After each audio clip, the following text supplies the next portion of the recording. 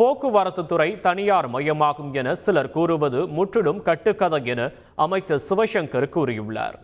இன்றைக்கும் சில தொழிற்சங்கங்கள் ஒரு கட்டுக்கதையை விட்டுக் கொண்டிருக்கிறார்கள். போக்குவரத்துறை தனியார் மயமாகிவிடும் என்ற செய்தியெல்லாம் சொல்லிக் கொண்டிருக்கிறார்கள்.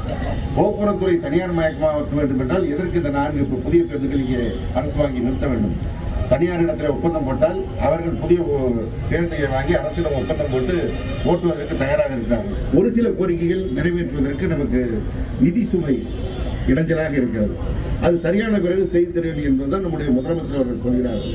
நம்முடைய முதலமைச்சரை பொறுத்தவரை இந்த துறை மீண்டும் சீராக வேண்டும் என்றுதான் 7200 புதிய பேருந்துகள் வாங்குவதற்கு உத்தரவிட்டு அதற்கான நிதியும் வழங்கியிருக்கிறார்கள். நேர முறைப்படி இயக்குகின்றதும் தமிழ்நாட்டிலே தான், குக்கிராமங்களுக்கு பேருந்துகளை இயக்குவதும் தமிழ்நாட்டிலே தான். இப்படி இயக்குகின்ற காரணத்தினால்தான் தமிழ்நாடு ஒரு சமச்சீர் வளர்ச்சி அடைந்திருக்கிறது. செய்திகளை உடனுக்குடன் தெரிந்து கொள்ள உடனே சப்ஸ்கிரைப் பண்ணுங்க.